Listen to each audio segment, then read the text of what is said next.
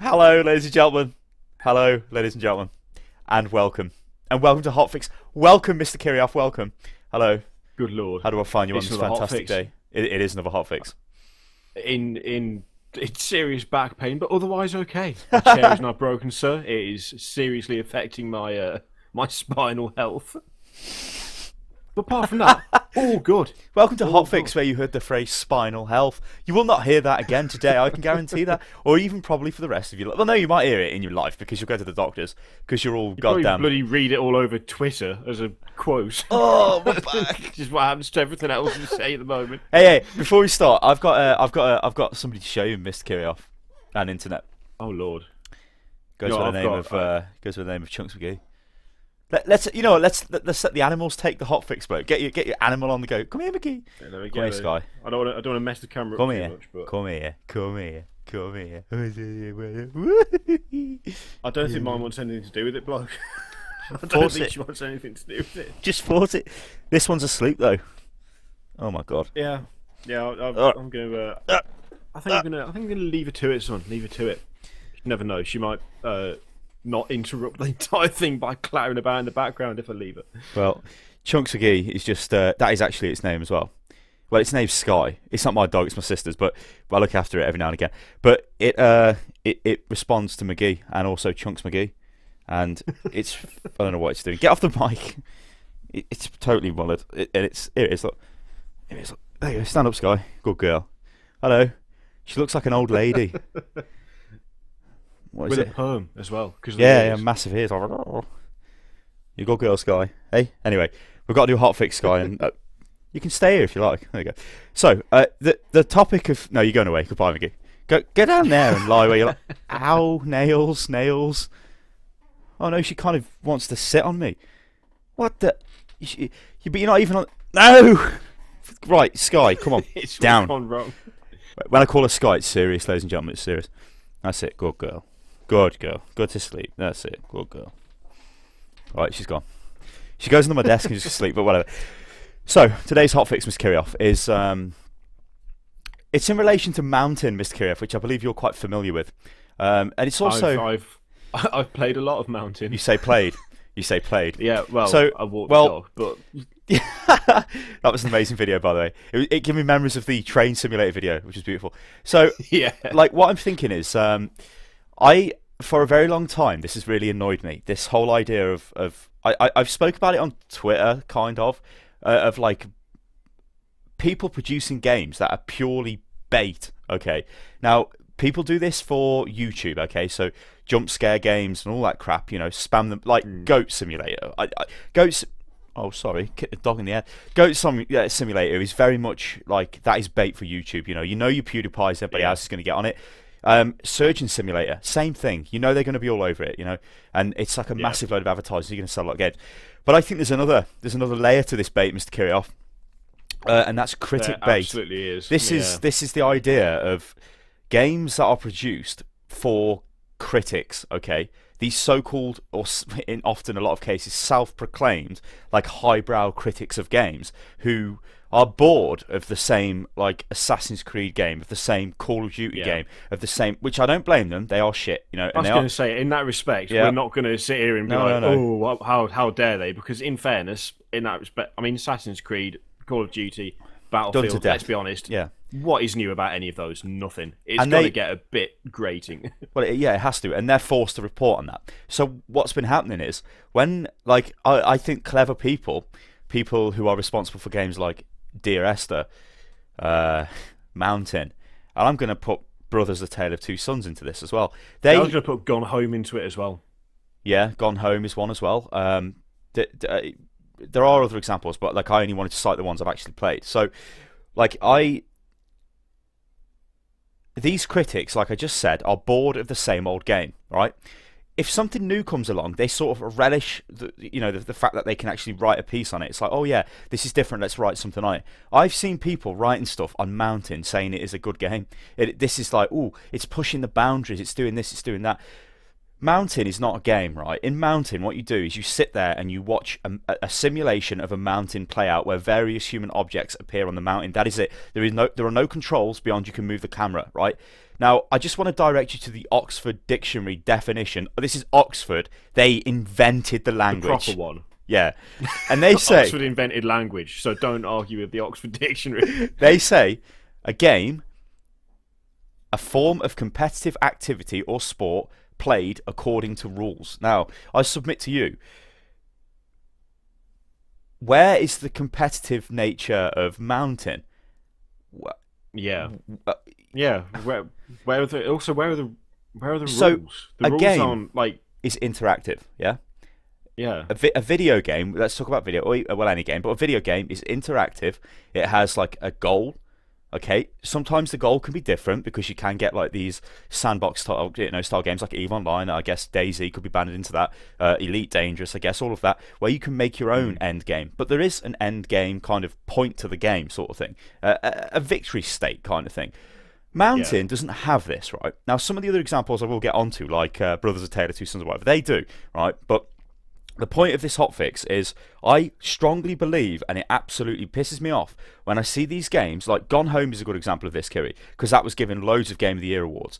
Brothers: A Tale of Two Sons was as well. Mountain is not going to get Game of the Year awards, but it's still getting positive press because these so-called highbrow bloody journalists, which makes me laugh, they're like, oh, wow, this is so far out there. It's almost like art critic syndrome, yeah. I've seen people talk about art, and I look at stuff and I'm like, well, I can kind of understand where they're coming from, but it's almost like they're trying to be on another level for the sake of being on another level because you don't understand it. Therefore, I'm going to... It's hard to explain. Although there is also there's a PC Gamer article by Tyler Wilde, who's one of their writers, and there's actually a line in here that I really like because for me it completely sums up why it gets so much, why stuff like this gets so much critical acclaim, why it gets so much attention, why it gets so many articles. Writers like it because it hasn't been written about yet. Writers are looking for a story, and Mountain is a new story. That to me, that says it all. These are games that are made purely to sell a story to the press, not necessarily to sell copies to people, because Assassin's Creed launches new game is not a story. Call of Duty Advanced Warfare is not a story. Battlefield 5 or Battlefield Hardline, not a story. Those are, they're just iterations of something that's already happened. Whereas Mountain, much though it isn't a game, I cannot off the top of my head think of anything else that's like it. It is in every sense of the word a completely new concept for someone to interact with. But the problem is that it might be a new concept and it might be something that's interesting, and I'm sure if you sat there for about 4 hours with it in the background, you would get something from it. But none of that actually makes it a game that people would want to play because it's still not a game, is the thing. It's still not a game. Dear Esther was not a game. They are being reported on by gaming sites and gaming people, and exactly like what you've just said, they are not games. It is a piece. Well, art can be anything. Okay, let's anything can be art. But let's just say Mountain is a piece of art. Dear Esther is a piece of art. It is not a game. Therefore, why is it banded together? Why is it even on Steam? Why is it classed as a game? Why are games journalists reporting on this? It seems to be like something they should not really be reporting on. But like you say, it's simply because it is something different and new, which goes back to the thing we said about Assassin's Creed and all of that shit, where it just comes the same thing every year, and they get bored of it and they want to look for it. But the deeper question. Well, go on. I'll let you finish, and then I'll. The thing is, he also points out that he actually got copies for himself and a few friends.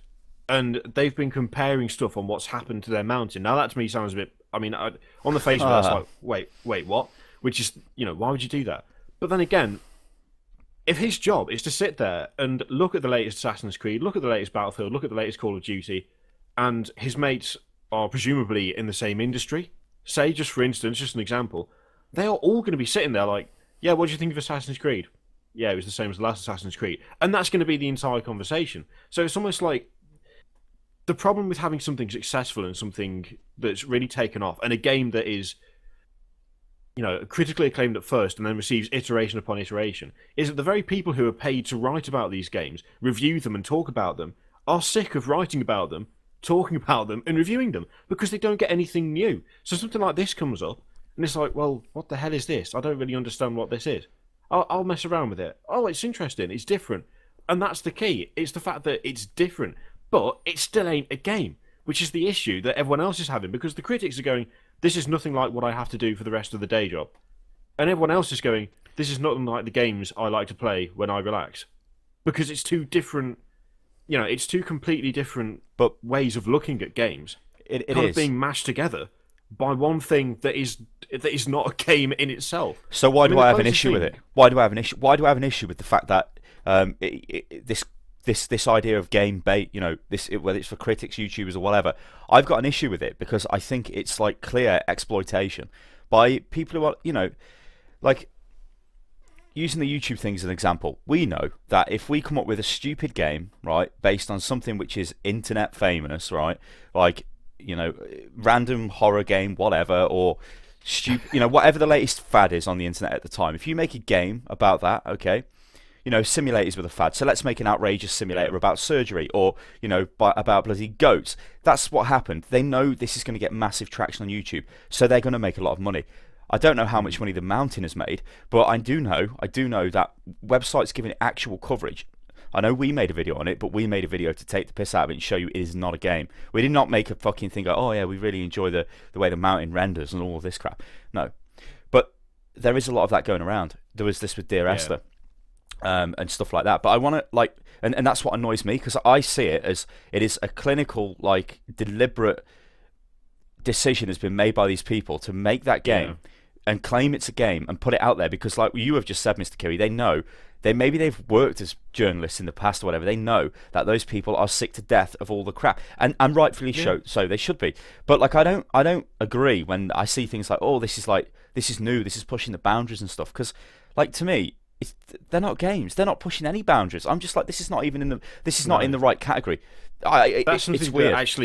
It's something that actively really pisses me off when I'm reading about when I read about different things that the media have said about Mountain before we did this video. People saying things like, it really pushes the limits. Of what? No, it doesn't.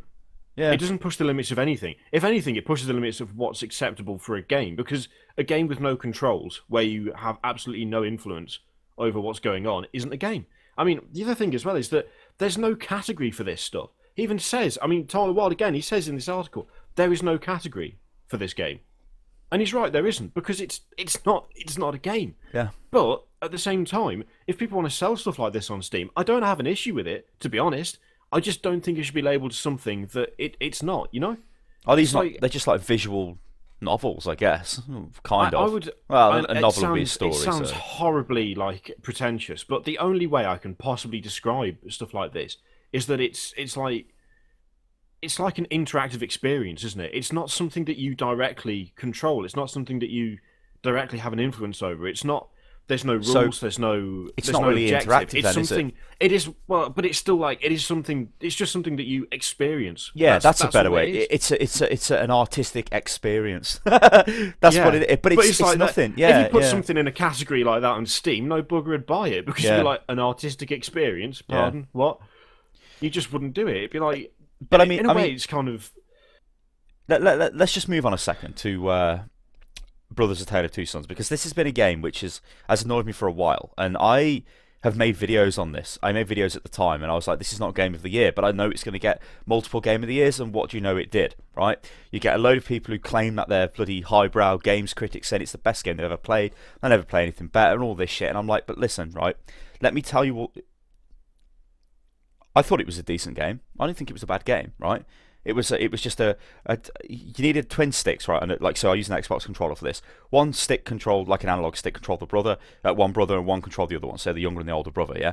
And all it is, right, is I'm just going to put this out there, a very generic, to be honest, story about brotherly love and family loss. That is it. It's not anything groundbreaking. It's like I believe the mother died. I'm probably going to get slaughtered this, but I think the mother died. The father's ill. The two sons go out to find a cure for the father. In the process, the older son dies, but they get the cure. It's like, well, that's not blown me away.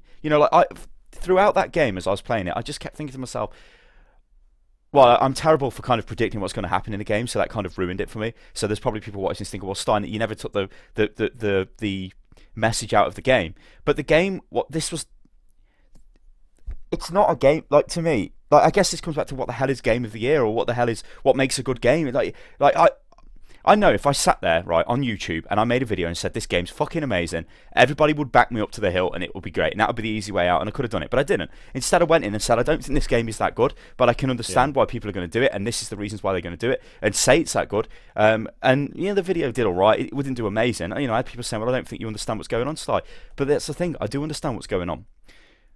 Obviously, everybody's got different tastes. Well, everybody's got different tastes, haven't they? So, yeah. That's could you seriously say to me, could you seriously say to me that if there will be a game this year like Brothers, there always is every year since Journey, right? Journey comes out and then everything seems to just copy that.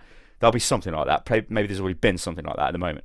How can you say to me that that is something which deserves to be like game of the year in whatever category, or like it's one of the best games of the year, compared to something which is pushing the bounds of like gaming technology, you know, what games are, like things which, I hate the phrase, but like emergent gameplay. So obviously my recent example of this is like Elite Dangerous.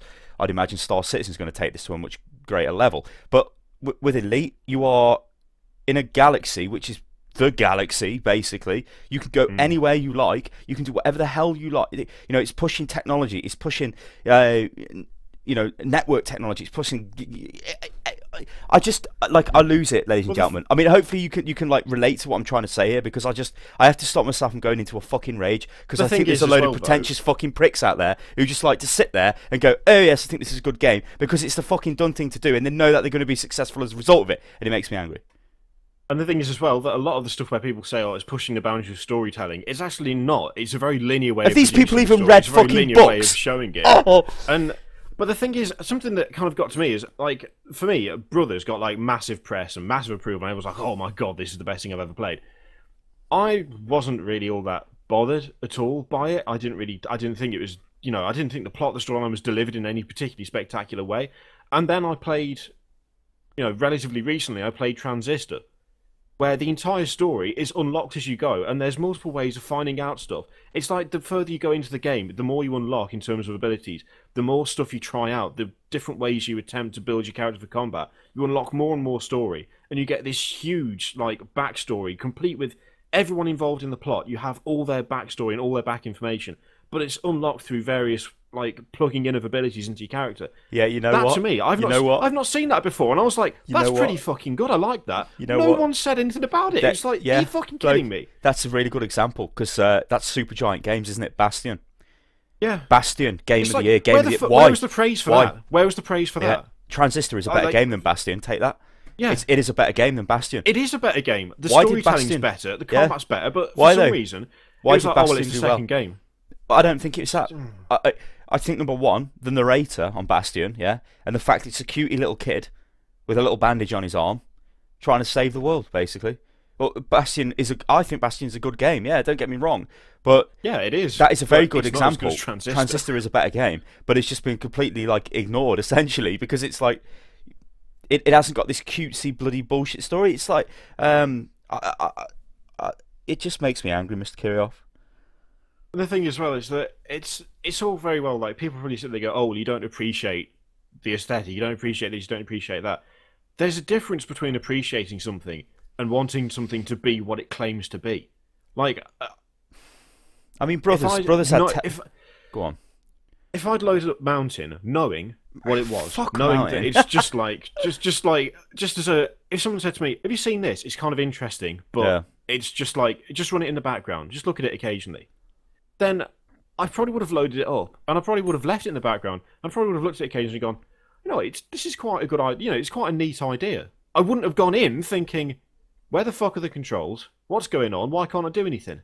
Which is unfortunately how it's going to be viewed as a game. The biggest problem is, though, you just know. I mean, there are going to be comments on this video, and there are obviously people with Mountain and all of that who are going to be sitting there like, well, I don't think you understand the whole point of Mountain. It's an experience. You know what? That and I'm pisses just like, me off, fuck right? you, mate. It is not a game. If that's your only response to stuff like this, then just don't fucking comment. Just fuck off, because I really fucking hate that. If you say that I don't think this was executed as well as everyone says, the immediate response is, ooh, you didn't get it. No, I fucking got it. I just didn't think it was as good as everyone says. And we're not mindless drones. Subjectivity and the whole thing about having personal experience is that you might have played Like, there are people who are telling you, oh, well, you just, you didn't understand The Last of Us. It's like, no. The Last of Us... That's a good example as well, Mr. It's Curio. like, I'm let me tell you about The Last of Us got some awards and stuff. Let me tell you about it. The story, from an hour in, I could have told you the fucking story 20 from minute years one. later. So I could have told you that. It's so predictable, and yet everyone was like, yeah. oh, the story. It's like, no, fuck off. Just because I predicted it doesn't mean I don't understand Calm it, down. you fucking idiot. So I go into this, right? Oh. I'm like, everybody's ranting and raving about this, right? And I'll be honest, right? I almost bought a PS3 back when that came out just for that game, right? Because everyone was like, oh, look at this. It's meant to be fucking so amazing story-wise and all this stuff. I didn't obviously get a PS3 for that reason. I got one for different reasons. But it came out on the PS4, didn't it? I streamed it. Maybe some of you guys watched me stream The Last of Us. I streamed some of it, but I have completed it. And I've completed the DLC that came with the remastered version, which I think the DLC was brilliant. It was way better than the game. But the actual game itself is so... Well, it's just predictable. So, it doesn't really matter. I'm not giving spoilers out. The game's been out for ages. So, you've got Ellie, you've got the bloke, right? You through like a ludicrous little bit of an intro story, you lose your family, right? In fact, the intro wasn't too bad. Like, where his kid gets shot. It's like, holy shit, what's going on here? But then it suddenly goes 20 years later, and it's like, well, hang on a minute. I was expecting to see it from that point onwards, it's like society's crumbling and all of that kind of stuff. But no, it's like, no, we just go to the future now. So, society's crumble. We all live in these crazy cities. The girl, Ellie, you come across her, and it's like, oh, Ellie. Oh, why is Ellie so special? And what did I mean, on the stream, you guys watched stream about me, but I sat there and I went, well, she's the cure, isn't she? It's so blatantly obvious. Ellie pulls her arm back. Oh, I've been bit by a zombie, but I'm not dead. It's like, oh, right, you're the cure. So, you go throughout the game taking Ellie to the place to get cured. And I just, I was like, this is so predictable. You get to the place to get her cured. Old Joel has a little bit of a crisis because he's like, well, oh, she reminds me so much of my dead daughter. I can't allow them to take her brain out, because that's where the cure is, in her brain. I mean, they've got to take it out, bloke. She's going to die. I can't have this. Even though it's a cure for mankind of this horrendous illness that's killed almost everybody on the planet. No, instead I'm just going to run through the hospital, blast everybody in this hospital, and get the daughter, get Ellie, and run away with her. And I'll just tell Ellie that, no, they couldn't find a cure. Although they could, and it was your brain. But because you remind me of my daughter, it's fine, I'll save you. But I haven't really liked you all the way throughout the game, although I slowly start to like you, sort of thing. But none of this is revolutionary. None of this is any good. And at every point, I'm waiting for something good to happen. I'm like, is there going to be something extreme which is going to happen? No. There was none of that. And, like, there are people watching this now. Star, you didn't get it. You're an idiot, Star. What are you talking about? And I'm like, I did. It was just a very generic, apocalyptic, end-of-the-world story about a bloke who loses his daughter and then magically finds a replacement daughter who is the cure to the disease, and removal of a brain is the key, and he doesn't like that, so he's not having it. And what pissed me off with that game as well, right, I think visually it looked pretty good on the remastered version, but the fucking, every time there was water, Ellie can't swim, so every time there was water, and there was like it was a pointless puzzle. It's like, oh, there's water, you can't get through, but we need to get Ellie over there because she'll do something like press a switch or whatever. You have to find a wooden pallet. And this happens about 5 or 6 times, and the solution is always the same. Always the same. Always a wooden pallet. And it was like, Jesus Christ, wooden pallet every time. It was very annoying. And I think, like, I think it was a good game, yeah. And I think it was kind of atmospheric and the rest of that. But it was very much like watching a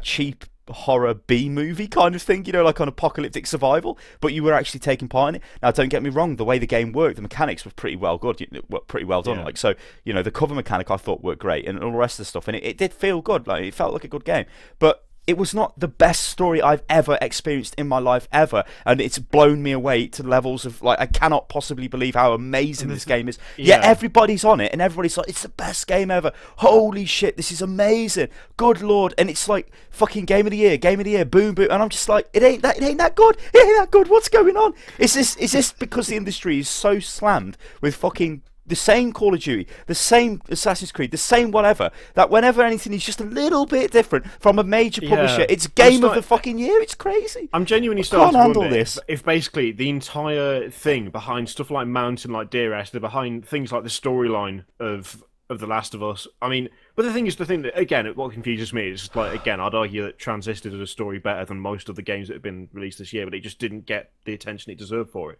which is like a bit of a weird anomaly, especially since it was from an indie studio. Because let's face it, Yeah, but it's not a jerks off to indie cutesy hits. character with a fucking stupid narrator. But it's like, I think that is just the main issue with all of this stuff. It all comes under the same blanket, which is that when we're like perfectly blunt and honest about it, we can sit here and rave about the games that we like, all we like.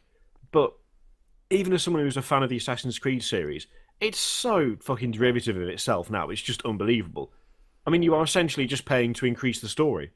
You know, you're not paying for a new game. Yeah. You're paying for basically paying for the next series in a series of books. You know, the content is roughly the same, but the story will change a little bit.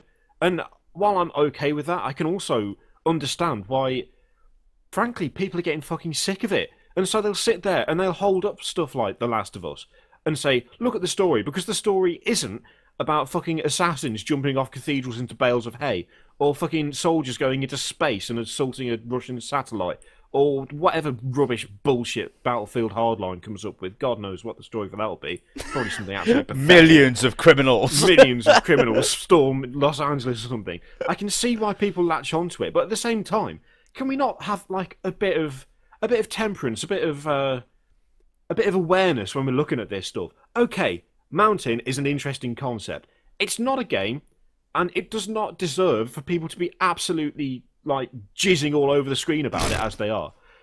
And The Last of Us, again, gameplay mechanics seem absolutely fine. It seemed all in all quite a good game. But are you seriously telling me that no one else who played it sat there and as soon as Ellie turned up, where it didn't go, well, I can see where this is going? Are you seriously telling me no one else did? Are we the only two in the world who did? But I find that very hard to believe. I think it it's is literally subjective. just down to everything is so this industry is so flooded with the same thing year in, year out, that anything that's different, anything that tries to tell, you know, a proper story, not an overblown action bullshit movie story, but an actual story. You hit the nail on the head when you said anything that's different, because that's what I like. At the end of the day, it's subjective on, you know, what you like. You may think Last of Us is the best game ever, or Brothers is the best game ever, and that's fine. I've got nothing against you, but obviously we've just give our opinions on those type of games.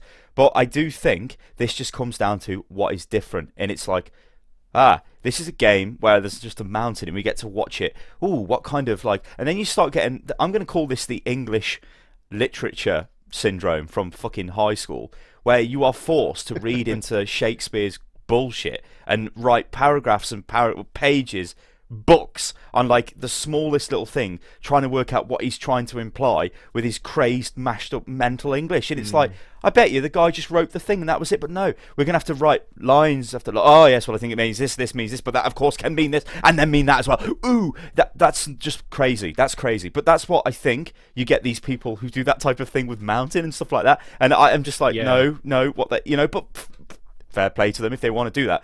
But what I want to know, guys, is this.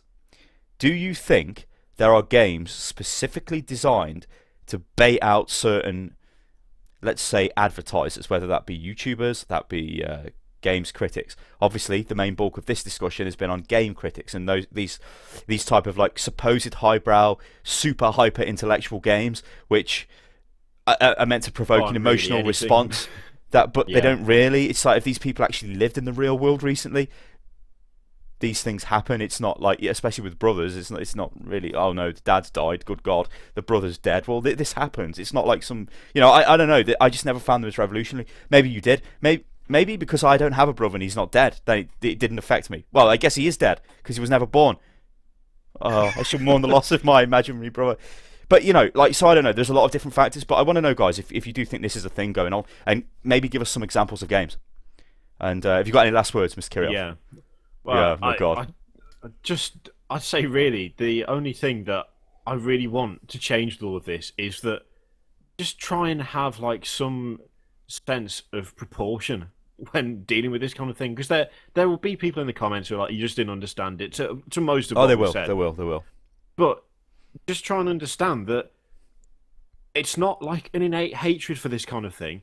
It's the way it's delivered. It's the way it's criticised. It's the way it's treated by the people who basically feed information to a good portion of the gaming, you know, the gaming base of people. You know, it's like there's got to be some way where we can have this stuff exist without critics going mental, like full-on mental about it. in a way that like disproportionately represents how popular the thing is, because that's it's disingenuous and it doesn't feel right. It's like I don't understand why this stuff requires It's such pretentious, a massive isn't it? reaction. Really. Yeah. It doesn't fit with what this stuff is meant to be. So, But I I mean, is think there anything we can do about it? this Is there, stuff like, a is category we designed could to be make? like that, though, because they know they're going to Yeah. elicit these fucking responses out of these people. Ladies and gentlemen, this is quite a deep debate for HOTFIX. But then HOTFIX is a debate. Hello. McGee has woken up. It knows it's the end of Oh, no. HOTFIX. What's up? I think it needs a toilet. Anyway, He's alone in waking up. here's the evidence. Come here, Chunk. Come here, Chunk. Don't escape me, Chunk. Oh, live, Chunk. Live. Hello. See, look, she's got like crazy hairstyle. Her hair sticks up. She's got too much hair. Too much hair, eh, Chunk? Any last words, Chunk? Any last words? No comment. Chunk does not approve. He looks half dead. Wave, Chunk. Bye-bye. We'll see you next time, people. Oh, actually, follow us on Twitter. I'm at Unit Lost Gaming. And Kiri over there is at Kiri. At Kiri off. Yeah. Easy. I always forget. At Kiri. At Kiri, Don't no. do that. That's someone else. Well, oh, come on, McGee. We'll catch you next time, people. Toodaloo.